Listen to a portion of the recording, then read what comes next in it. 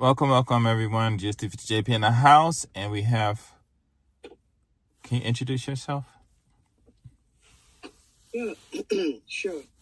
Hello, everyone. My name is Chine Zembokwe. Please call me Chine. I live here in Japan with my friend. I have my family with me, and I teach young learners English. I teach in 3 schools, 2 elementary schools, and 1 junior high school. So thank you for having me. Okay, cool. So today we are going to talk about teaching English in what's that called? Kindergarten, nursery school. Actually, that's what I do. I teach in nursery school, and this is one of the this is one of the assignments that I do. And so basically what I do is I start off the class and jump in at any time, okay? If you have any questions or anything. And then what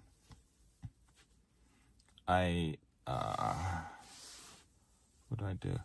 Oh, so the first, we just do, ABCs and stuff like, no, we don't even do that. What I do is the first thing that I do when I walk in a class is, to say hello and introduce, maybe sing a couple of songs.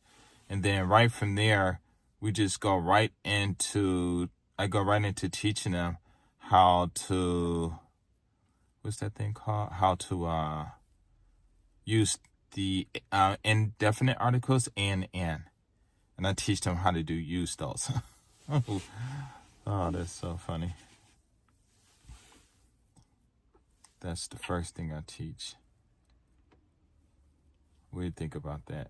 You have any comments about that? Do they have that in their language, the Japanese? Do they the vowels, when to use them? An apple.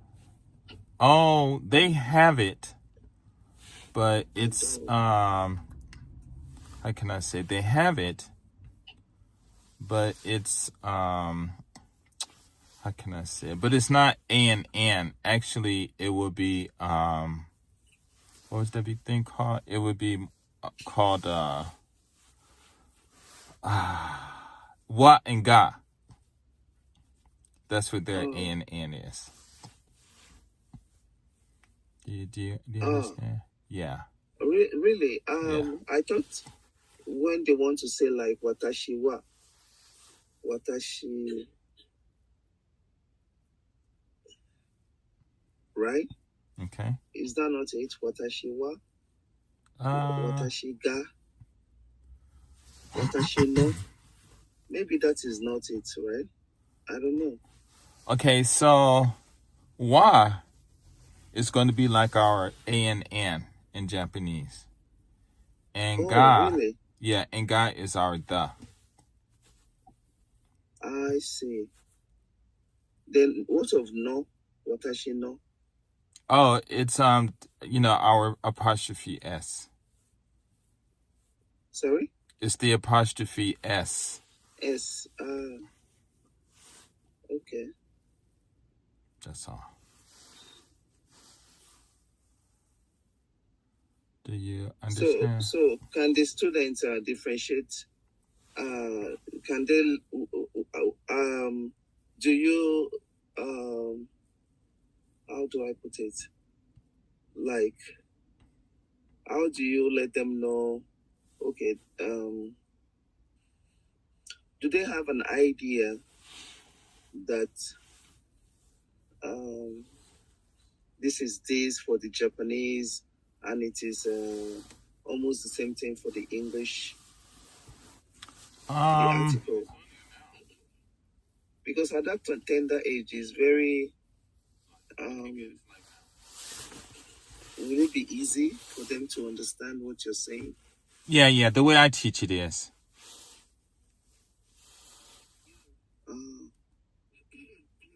Okay. That's cool.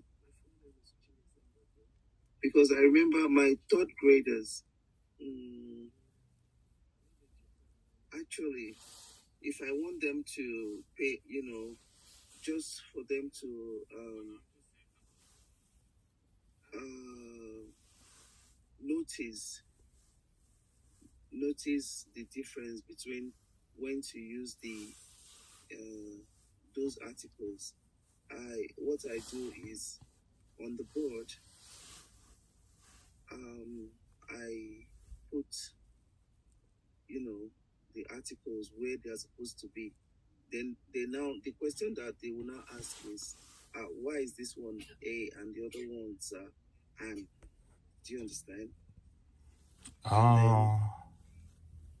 And then I let them know, okay, because in Japanese, I think they know the boing, I, E, U, A, O, the vowels, when to use them and when not to use them.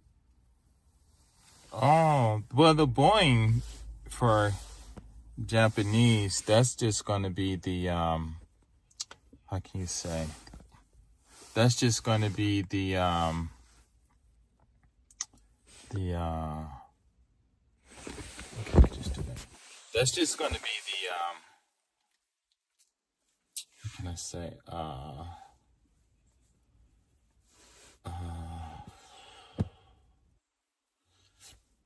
That's just going to be, how can I say that? They don't, that's only just going to, they don't have that in their language.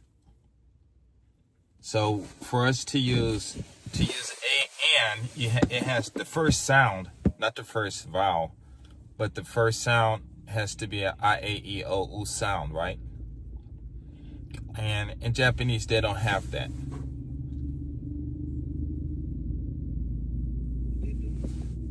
No. If they don't, then why do they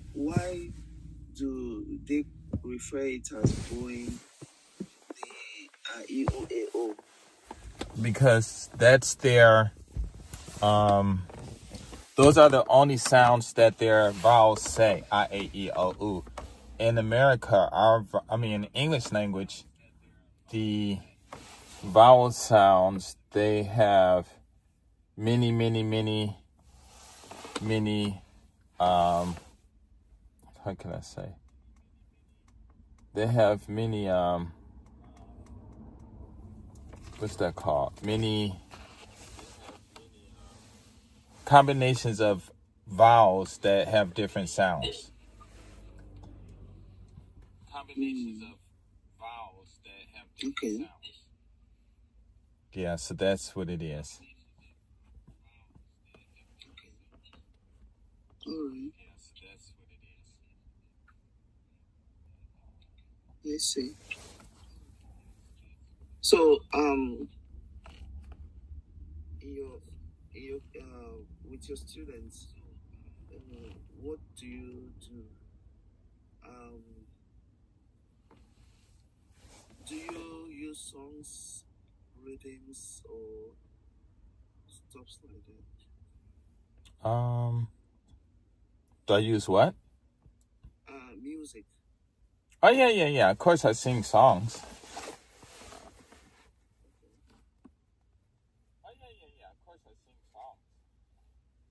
I see. Is it original song made by you, or perhaps something from YouTube? Oh, it's this CD I bought. I forgot. Let's Talk, I think it's called. So I use that. Okay. How many students are in your classroom? Oh, in my kindergarten class, they're between, how can I say, 25 to 30 students. Oh, that's a lot. Okay.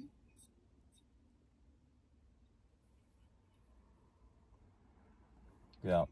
So, again, the first lesson I teach them how to use and. The second lesson, I teach them how to use the. And then from there, I have a book that I wrote called Today's Lesson by Ralph Dunkins Jr. And it has those in there. The first lesson, and the second, the. And then the next one's opposites and stuff like that. And I go through the whole book.